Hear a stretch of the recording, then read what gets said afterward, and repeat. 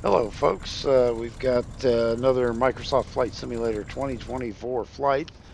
This is a Boeing Stearman PT-17. Um, I'm guessing it's the PT-17 because this has the Continental engine in it. I believe it's either an R680 or an R670 Continental. Um, but good old plane. It's available on the marketplace and it's not very expensive at all. It looks to be a good plane. I've flown it a few times, so it's not as though it's the only time I've flown it. Give you the elevator up and down here, and then we'll show you the rudder right and left here. Left and right, I guess I should say. Um, its textures are not perfect, but at the low price, it's not bad at all. The only problem I have is the sound is so quiet when you're outside of it. Inside it, the sound is very nice, though. Keep that elevator up on taxi. It's a tail dragger. Keep that stick buried in your lap. Full up elevator. We'll let it taxi out here. Just very low RPM, just a little above idle.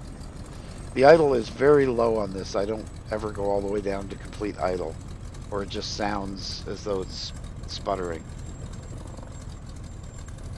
On takeoff with this, you'll want to go ahead and give it a little bit of forward stick just to bring that nose down. Keep it on the mains till about 80. It will want to fly before that, but believe me, if you're in any crosswind, you're not going to have the authority. So keep her down on the ground till about 80. She's actually a pretty good tail dragger trainer because it's much more docile than most in flight sim. And as you know, in flight sim, it's harder to fly a tail dragger than it is in real life in many ways, at least on the ground. In the air, it doesn't matter. There we go. Now we can slowly start bringing her up. We're going to want to climb out at 90 or above. In a moment, I'll show you why. Because below that, with your nose any higher, you really start to lose your rate of climb. It's kind of a mix of an instructional video for flying the Stearman and also a little review of the Stearman. I don't usually do reviews per se, but I guess you could count this a little bit. We're flying in the Arizona desert right now over Buckeye, Arizona. It's just to the southwest of Phoenix, basically.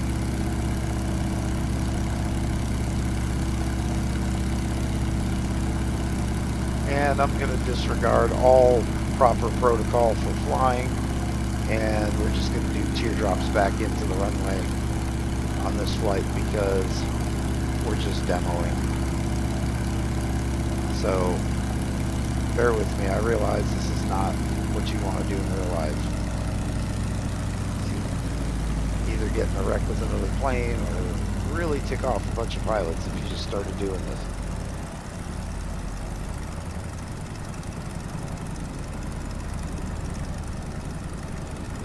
Now on approach, I like to keep definitely above 80, whether I'm wheel landing or whether I'm doing a 3-point. Closer to 80 on a 3-point is not bad,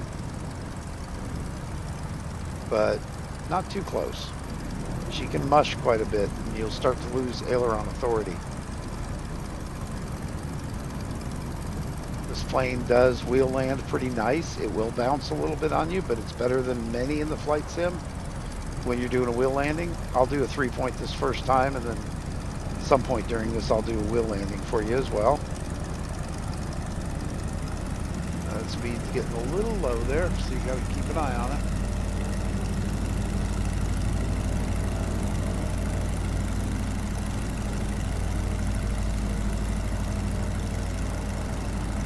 Bring that power back almost to idle.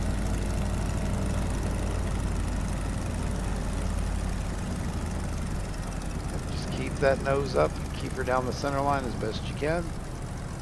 Down that center line, a little rudder if you need to. Keep that nose up, keep that nose up, keep her off the ground, keep her off the ground, and she settled and bounced a tiny bit. There we go. Not bad. And yeah, my third-party app gives me applause for a gentle landing. Buckeye Airport scenery here is nothing special, but just made a nice runway on a big flat area to do this demo. Again, notice how quiet. I don't like it that quiet when I'm outside the plane. I like to hear it a little louder. Sounds good inside.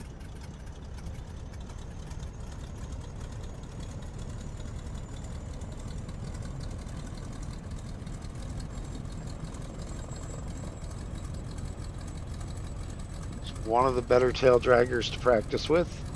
It taxis pretty nice and honestly. Doesn't try to swap around on you too easy, so no complaints there. Again, being a demo, I'll just take off from somewhere midfield here. I wouldn't do that in real life, but we'll do it with this. We know we've got plenty of runway, but in real life, you'd want to have extra runway for a safety margin in case anything were to happen on takeoff. As she gets up to speed here and you're adding throttle nice and steady, you want to push that nose down just a little and then steer with those rudders. Keep your happy feet.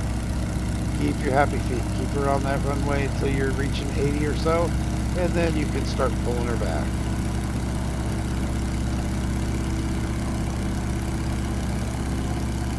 Let her climb out at 90 or more, and I'll show you in this climb out. Let's give you a little demo of why you don't want to go below that 90. As you notice, she climbs pretty good around 90. The nose just barely above the horizon there. Those rockers showing up there. Now we pull it up more and it looks like we're gaining more climb. See that far right gauge, that vertical speed indicator? It looks like we're doing better at a slower speed as we pull up. But you'll see in a second as we pull up further, we're going to start to lose that vertical speed.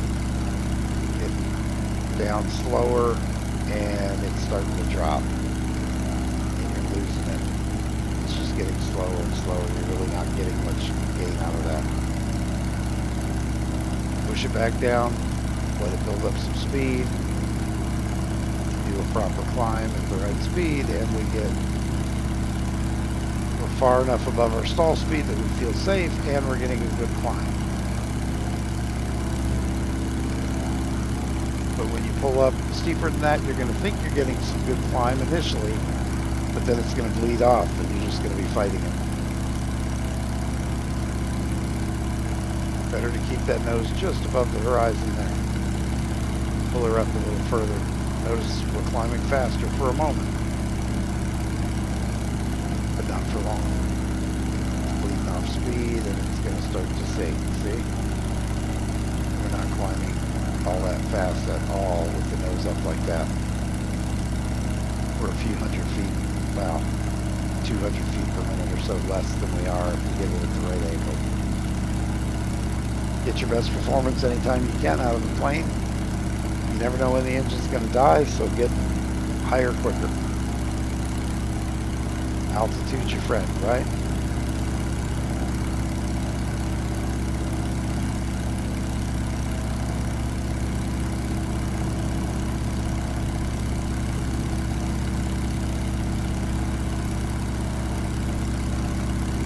While we're up here, we've got a little bit of altitude. We can test some stuff out. See if we back off that power a bit, what she's going to stall and spin like. Full left rudder here, full left rudder, full left rudder, full back stick.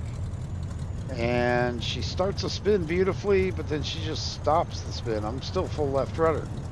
Let's go full right rudder and see what she does. Full right rudder. Starts a spin beautifully and just kind of stops. Okay, kick that rudder back to neutral and add some power here.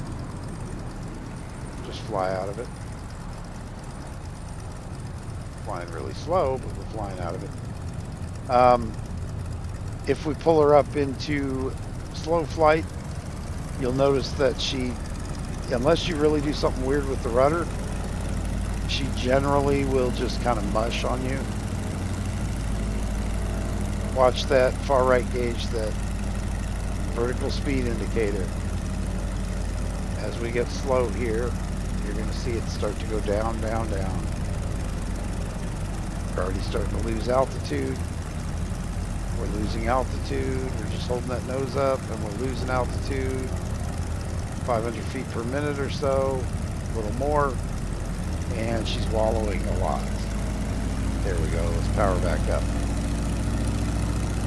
Get back towards Buckeye. Most planes in the sim don't stall and spin correctly. It's very hard to find one that's really close to accurate. Slow flight is pretty accurate on most of them, but stall and spin is not. They don't tend to go into a spin properly. There's a few that stall really good, and I think they're good trainers because you need to know what a stall's going to do and how hard it is to recover when you're low. It's one thing to crash in the sim, you don't want to do it in real life.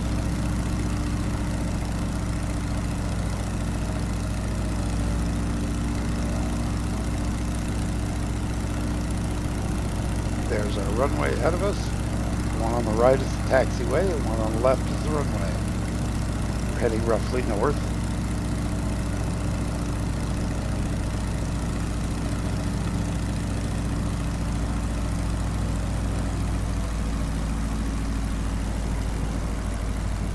Again, a good approach, stabilized, good speed, leads to a better landing.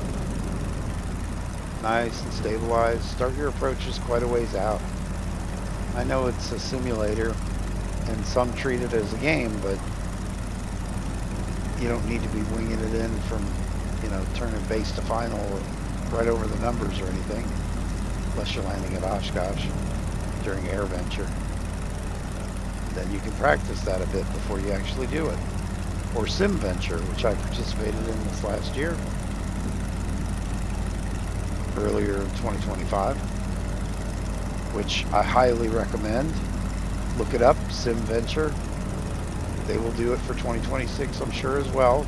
You fly into AirVenture with your Microsoft Flight Simulator, and the real controllers will talk to you in real time.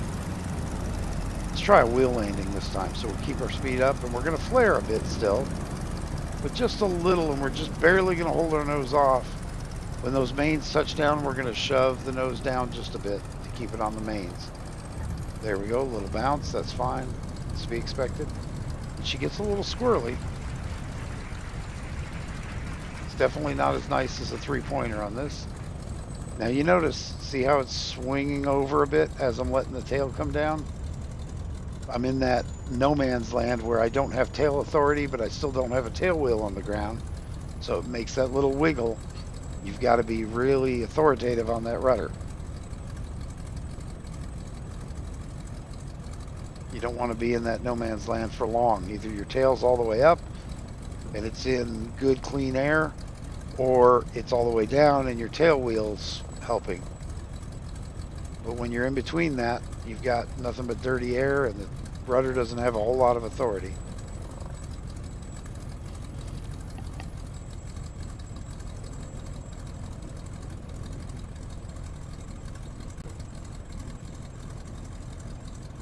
Always taxi all the way off the runway and past the hold short point so that following traffic has a clear runway.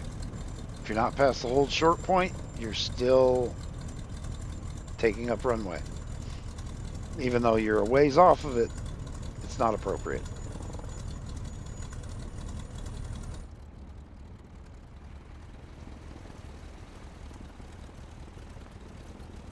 Not a bad looking plane for what it is. I will say that the marketplace shows a picture of it in kind of an ugly red and white that does not do it justice. The photo they submitted for marketplace should have been of this color, if you ask me. Everybody can have their own opinion on that, but really it would look much better looking like this in marketplace than it does. It looks really cheap in marketplace, and it's actually far better than it looks.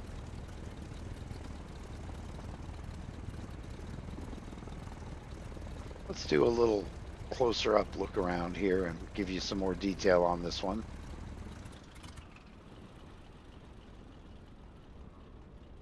I like the way the plane rocks as the engine's dying. The propeller on this, I have to wonder, it's a little too modern looking on the tips. I could be wrong, but I thought the Stearman propellers were a little more blunt on those tips. But I'm no expert. There's that placard. Let me see if I can get you closer. Continental Motor. That tells you it's not the Lycoming and it's not the Jacob. And the modeling of this is not perfect, as you can see, but it's pretty good. It's good enough to enjoy. It's an enjoyable plane to fly. Flies pretty well.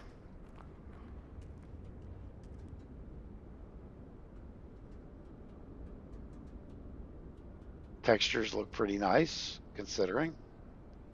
Again, this isn't study level by any means. It isn't gorgeous, absolute perfect detailing, but it's very nice. Somebody took some time and did it right.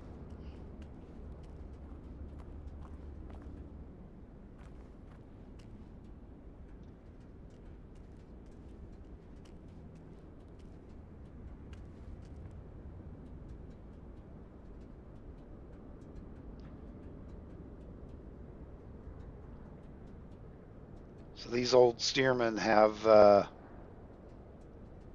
ailerons on the lower wing, but not the upper wing. So their roll rate isn't anything snappy, but it's fully capable of aerobatics. Let me show you the interior as well here.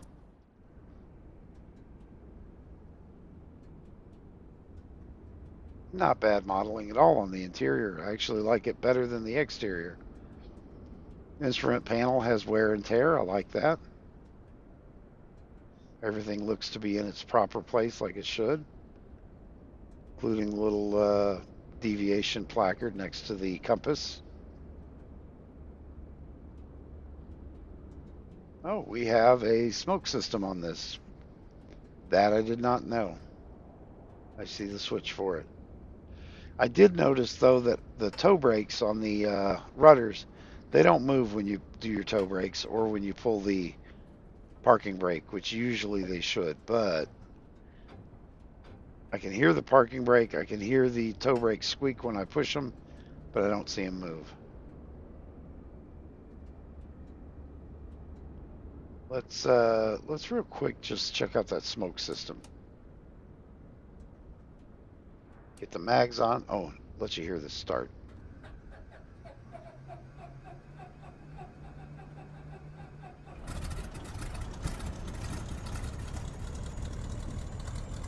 That's a good sounding startup sequence. Very good. You can hear the starter whining and everything. I like that.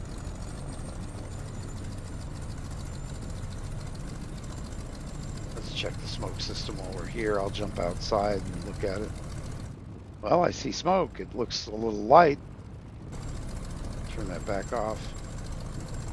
All right. Again, we're in a simulator. I'm just going to kind of wing it around here and be inappropriate.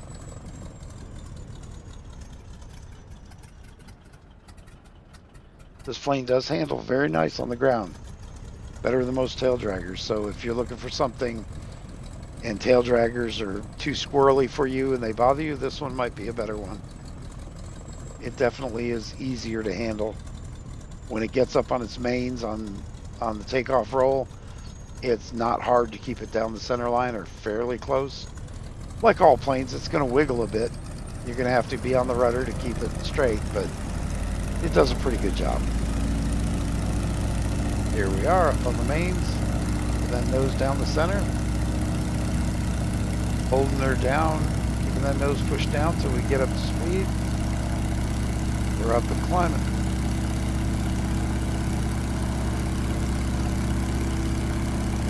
Smoke system on. Wow, that is not much. I can see it down there, especially over that runway, but it's barely visible. Actually looks like you're just flying with an old engine that's burning a little bit of oil. It does not look, let's get some background here with the green. No, it's still just barely smoking.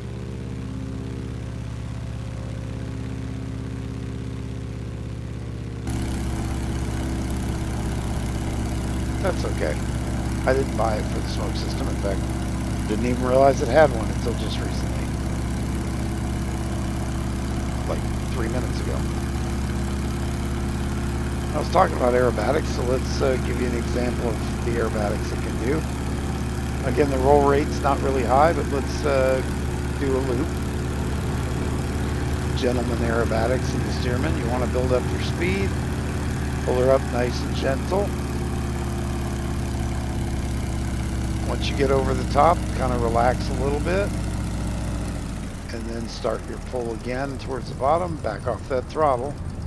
And I backed off a little too much. I got me down nice and low in speed, but I did finish up about the same altitude I started. So the plane does an admirable job of doing loops. Admirable.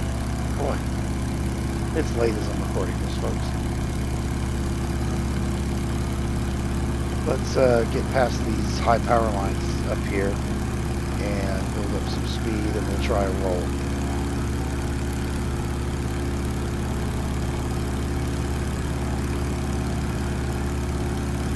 There's those high power lines.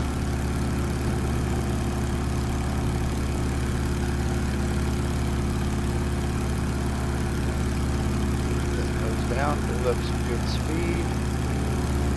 Gotta be careful not to go past your VNE though. And there's the roll. And back to level. You notice that engine starts to sputter a bit or slow down a bit because it does not have an inverted system. So positive G aerobatics only, really. And that roll, I did go into negative a little bit.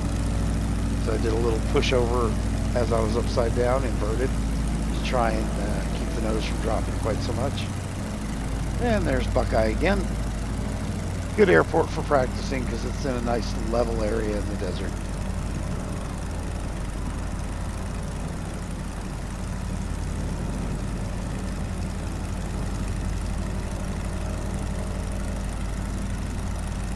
I'll try to do more tutorials / reviews like this of all the different planes I have, not just the default Microsoft ones, but I have a pretty decent collection of aftermarket ones, add-on planes, and I can do more of those as I've already done a little bit about the Mooney from Carenata that I have,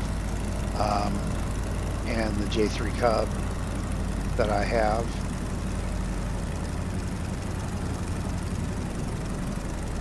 We'll do some more like this if you guys like it. Of course, you can let me know in the comments there. We're floating along on this one because I was a little fast on speed. Not bad. Hold that nose up. Hold that nose up. There we go. We're on the runway. And we're getting applause from that app. Just going to turn off the runway kind of faster than normal here.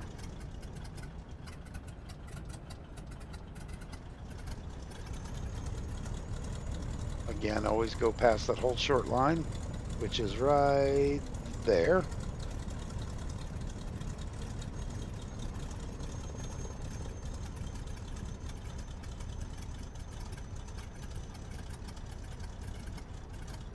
Can't complain about this plane. It's better than most I've downloaded, and wasn't very expensive at all, so hope you enjoyed the little review of it here and a little bit of tutorial on how to fly it. Don't forget to like and subscribe. If you've made it to the end of this video, obviously you're enjoying my videos, so give me a like and click that subscribe button, and we'll see you next time, okay? Thank y'all, folks.